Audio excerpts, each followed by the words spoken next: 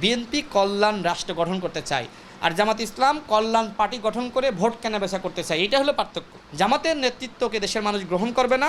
এই বাংলাদেশে জামাতের নেতৃত্বে কোনো আন্দোলন সফল হবে না। আমাদের বাইতুল মোকাররমের মতন জায়গায় নারী পুরুষ একসাথে আন্দোলন করেছে। অন্যদিকে আবার আপনাদের একজন এমপি, তিনি আবার নারীদের বিরুদ্ধে গিয়ে ওই ওয়াজ মাহফিলে গিয়ে বক্তব্য দেন। ওই আমির হামজা, সরকারের বয়স তো 2 মাসও হয়নি, তো 2 মাস হইল না যে সরকারের বয়স, সেই সরকারকে না মানার জন্য এত তড়িঘড়ি কেন? বাংলাদেশের মাননীয় প্রধানমন্ত্রী তিনি বলেছিলেন আই হ্যাভ এ প্ল্যান। প্ল্যানটা কি?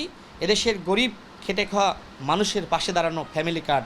তো ভালো কাজে সহযোগিতা করেন, ফ্যামিলি কার্ডের প্রশংসা করেন, কৃষি কার্ডের প্রশংসা করেন। আপনি প্রশ্ন তুলতেছেন যে এইগুলো আসলে কোন বাজেট থেকে দেয়া হবে? আরে রাষ্ট্রীয় বাজেট থেকে দেওয়া হবে। এখন যদি ওই ধরনের নোংরামি করেন, ষড়যন্ত্র করেন, তাহলে এই দেশে আওয়ামী লীগ ব্যাক করবে। আওয়ামী লীগ ব্যাক করলে সব থেকে বেশি বিপদে পড়বে জামাত, এটা আমি আপনাকে বলে রাখলাম। সুতরাং জামাতকে বলবো যে ওই পুরনো গক্র সাপ, তাদেরকে আসলে সবল খাইতে চান, নাকি এখন যে বিরোধী দল হয়েছেন এই জায়গাটা আপনারা সম্মানের সহিত ধরে রাখতে চান? যদি দেশকে আপনারা স্টেবল রাখতে চান, তাহলে কথাবার্তা একটু হিসাব নিকাশ করে বলাই ভালো। গণঅভ্যুত্থানের শক্তি আপনারাও, তারাও। সুতরাং এই 2 গণঅভ্যুত্থানের শক্তির মধ্যে যদি নোংরামি আর ষড়যন্ত্র চক্রান্ত চলতে থাকে, মাঝখানে কিন্তু পতিত স্বৈরাচার তারা কিন্তু সুযোগ নেবে, তারা ফিরে আসবে। ফিরে আসলে কিন্তু আর ওই বিরোধী দলের জায়গাটায় থাকতে পারবেন না। সুতরাং তখন কিন্তু বলবেন ইয়ানাপসি ইয়ানাপসি, আমরা ওইটা চাই না। সুতরাং এখন সহনশীল হন, ধৈর্যশীল হন। সরকারের বয়স তো 2 মাসও হয়নি, তো 2 মাস হইল না যে সরকারের বয়স, সেই সরকারকে না মানার জন্য এত তড়িঘড়ি কেন? আমরা না বুঝলাম যে সরকারের শেষ সময়ে আবার ক্ষমতায় যাওয়ার জন্য মানুষ অনেকে আন্দোলন করে, যেটা বাংলাদেশে হয়েছে। 4 বছরের সময় গিয়ে আপনি লাস্ট 1 বছরে আপনি আন্দোলন করেন, সমস্যা নাই। কিন্তু যে সরকারের বয়স 2 মাস হইল না, সেই সরকারের বিরুদ্ধে আন্দোলন, তাও আবার কি করতেছেন? আমাদের বাইতুল মোকাররমের মতন জায়গায়, যেখানে আমরা অতীতে কখনোই দেখি না যে নারী পুরুষ একসাথে আন্দোলন করেছে, সেই জায়গাটায় আপনারা একসাথে আন্দোলন করতেছেন। এনসিপির নারী নেত্রীদেরকে ওই মসজিদের সামনে গেটে যে আন্দোলন, সেখানে আপনারা একদম সামনে বসিয়ে রাখছেন, আর আপনারা নেতারা এক একটা বড় বক্তব্য দেন। অন্যদিকে আবার আপনাদের একজন এমপি, তিনি আবার নারীদের বিরুদ্ধে গিয়ে তিনি আবার ওই ওয়াজ মাহফিলে গিয়ে বক্তব্য দেন। ওই আমির হামজা আবার এত জবাবদিহিতা আপনাদের দলে, ওই আমির হামজার আপনারা একটা কারণ দর্শন নোটিশও দেন না, বিচারও করেন না। আপনাদের কাছে তো আসলে কি বলবো, রোজা আর পূজা তো একই। আমরা অবশ্যই আমাদের দেশে যারা মুসলমান রয়েছে, যারা হিন্দু রয়েছে, বৌদ্ধ খ্রিস্টান রয়েছে, প্রত্যেকে তার ধর্ম স্বাধীনভাবে পালন করবে। কিন্তু এক ধর্মের সাথে আমি আর এক ধর্মকে আমি মিলাইতে পারি না। এক ধর্মের উৎসবের সাথে আমি অন্য ধর্মের উৎসবকে আমি মিলিয়ে বলতে পারি না রোজা আর পূজা তো একই। অর্থাৎ ক্ষমতায় আসার জন্য আজকে আপনারা যেভাবে নিজেদেরকে জাতির সামনে উত্থাপন করছেন, যেভাবে নারীদেরকে নিয়ে নানান ধরনের মন্তব্য করছেন, আজকে দেশের মানুষ বুঝে ফেলিয়েছে জামাত ইসলাম ক্ষমতায় গিয়ে দেশ পরিচালনার জন্য পারফেক্ট হয়ে ওঠেনি। তারা যদি পারফেক্ট হয়ে উঠতে চায়, তাহলে আমি যে কথাগুলো সমালোচনাগুলো সামনে উত্থাপন করলাম, এইগুলো তাদেরকে সংশোধন করতে হবে। এর বাইরে গিয়ে ক্ষমতায় নিয়ে যাও, বিএনপি চাঁদাবাজ, বিএনপি সংস্কার বিরোধী, এইসব বয়ান টয়ান আসলে পাবলিককে খাওয়ানো যায়নি, ভবিষ্যতে খাওয়ানো যাবে না। বাংলাদেশের মাননীয় প্রধানমন্ত্রী যেভাবে এদেশের নেতৃত্ব দিচ্ছেন, যেভাবে তিনি দেশ গঠনে অংশ নিচ্ছেন, মানুষ তার উপর হ্যাপি। দেখেন, তিনি তার বাবার যে কর্মসূচি ছিল, তার বাবার যে অপূরণীয় স্বপ্ন, সেই স্বপ্ন বাস্তবায়নে তিনি খাল খনন কর্মসূচির উদ্যোগ নিয়েছেন, পরিবেশ রক্ষার উদ্যোগ নিয়েছেন। আজকে তিনি বলছেন যে বিদেশিরা পারলে, তাদের দেশকে উন্নত করতে পারলে আমরা কেন পারবো না? অর্থাৎ এই মাননীয় প্রধানমন্ত্রীর ভিতরে এই ভীষণগুলো রয়েছে। তিনি বলেছিলেন আই হ্যাভ এ প্ল্যান। প্ল্যানটা কি? এদেশের গরিব খেটে খাওয়া মানুষের পাশে দাঁড়ানো, ফ্যামিলি কার্ড। এদেশের কৃষকদের পাশে দাঁড়ানো, কৃষি কার্ড। তিনি এরকম বিভিন্ন সামাজিক নিরাপত্তামূলক কর্মসূচি হাতে নিয়েছেন। আজকে বাংলাদেশের মানুষ মাননীয় প্রধানমন্ত্রীর যে কর্মযজ্ঞ, তার যে ভীষণ মিশন, তার যে পরিকল্পনা, এগুলো মানুষ গ্রহণ করেছে এবং তাকে কিন্তু সাধারণ মানুষ সহযোগিতা করছে। দেখেন, এই যে হকার উচ্ছেদ, রাস্তাকে উন্মুক্ত করার জন্য মানুষ যাতে স্বাভাবিকভাবে চলতে পারে, এই জন্য কিন্তু হকারদেরকে বোঝানো হচ্ছে যে আপনাদেরকে অন্য জায়গায় আপনাদেরকে পুনর্বাসন করা হবে, আপনারা এই রাস্তা ছেড়ে দেন। এই যে জামাত ইসলাম আবার কি করছে, তাদেরকে বলা হচ্ছে যে মানে এক ধরনের হকারদেরকে উস্কে দিচ্ছে। আরে ভাই, হকারদের প্রতি তো আমাদেরও ভালোবাসা রয়েছে, কিন্তু রাস্তা যদি উন্মুক্ত না হয় তাহলে তো এই দেশে সবসময় এই জ্যাম, এই সমস্যাগুলো তো লেগেই থাকবে। তো ভালো কাজে সহযোগিতা করেন, ফ্যামিলি কার্ডের প্রশংসা করেন, কৃষি কার্ডের প্রশংসা করেন। আপনারা যখন টাকা বিতরণের নামে, আপনারা জান্নাতের টিকিট বিতরণের নামে টাকা বিতরণ করেন, ভোট কেনেন, তখন এটা ভালো হয়ে যায় না।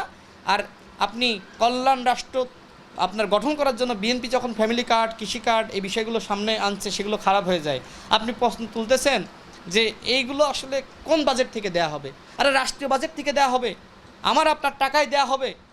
যেভাবে রাষ্ট্র পরিচালিত হয় সেভাবে পরিচালিত হবে। এগুলো তো সহজ হিসাব, এগুলো আপনারা বুঝতেছেন না।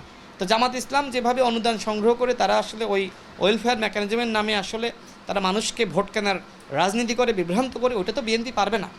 বিএনপি কল্যাণ রাষ্ট্র গঠন করতে চায়, আর জামাত ইসলাম কল্যাণ পার্টি গঠন করে ভোট কেনা বেচা করতে চায়। এটা হলো পার্থক্য।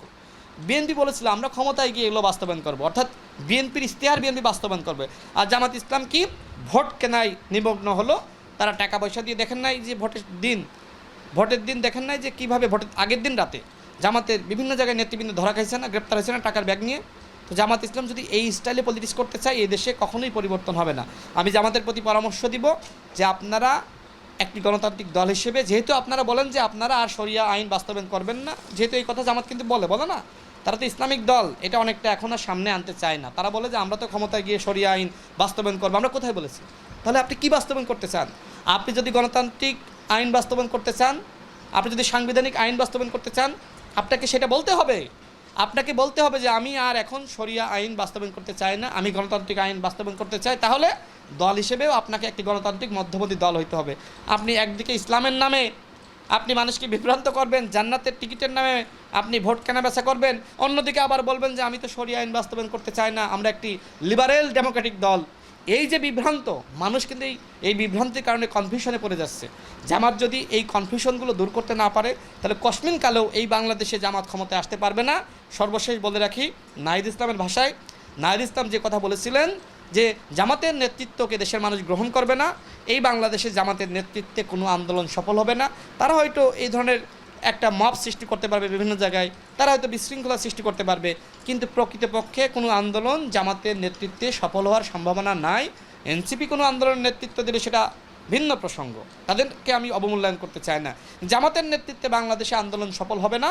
সেই সফল না হওয়ার অনেকগুলো কারণ রয়েছে। কারণ জামাত ইসলাম তার আসলে ওই যে মানে প্রকাশ্যের রাজনীতি, এই রাজনীতি সাহস করে করতে পারছে না, তাই না? দেখেন, আপনি শিবিরের নেতাকর্মীদেরকে বিভিন্ন জায়গায় নামিয়ে দিচ্ছেন এবং বলছেন যে এরা সাধারণ শিক্ষার্থী। অর্থাৎ শিবির বা জামাতের তিনটা শাখা, একটা হলো যে মূল যে রাজনীতি জামাত শিবিরের, সেই একটা শাখা, একটা হলো যে সাধারণ শিক্ষার্থী হিসেবে তাদেরকে আপনি তাদেরকে সামনে রাখবেন, আর একটা হলো সাধারণ শিক্ষার্থীও না, শিবিরও না, তাদেরকে আপনি অপ্রকাশ্য অবস্থায় রাখবেন, তাদেরকে দিয়ে আপনি পড়াশোনা করাবেন এবং তাদেরকে ওই যে তারা পড়াশোনা করে চাকরি পাবে। দেখেন, তাহলে এই তিনটা শাখা যারা আসলে রাখতে চায়, তারা আসলে রাজনীতি কিভাবে করবে, তাই না? তাদেরকে একটা শাখায় আসতে হবে। শাখাটা কি? মূল রাজনীতি। ছাত্রদলের একটা ছেলে রাজনীতি করে, সে কি আসলে ভিতরে ছাত্রদল আর বাইরে সাধারণ শিক্ষার্থী, এটা কখনো শুনেছেন? ছাত্রদল করে, ছাত্র অধিকার পরিষদ করে, এইটা প্রকাশ করে। ঠিক একইভাবে জামাত শিবিরের উচিত হবে এই তিনটা শাখা না রেখে এই তিনটা শাখাকে একটা শাখায় আনা, তাহলে তারা ভবিষ্যতে ক্ষমতায় যাওয়ার সম্ভাবনা আছে। কিন্তু যদি আপনি ওই দলীয় শাখা, জামাত বিএনপির রাজনীতির শাখা, অন্যদিকে সাধারণ শাখা, অন্যদিকে আপনি পড়াশোনা করার জন্য তাদেরকে সাধারণও না আবার দলও না, তাদেরকে ওই ধরনের পড়াশোনার মধ্যে রাখার জন্য ওই শাখাটাই রেখে দেন, তাহলে তো হবে না। রাজনীতি করতে হলে প্রকাশ্যে এসে রাজনীতি করতে হবে। জামাত শিবির যেদিন সাহস করে সামনে এসে বলতে পারবে যে আমি জামাত, আমি শিবির, আমার আন্দোলনের দাবি যৌক্তিক, এই দাবি মানতে হবে, সেদিন আন্দোলন সফল হলেও হতে পারে। কিন্তু যেহেতু কৌশলের মধ্যে রয়েছে ওই যে কায়দা করে বেঁচে থাকা, কায়দা করে আন্দোলন সফল করা যায় না।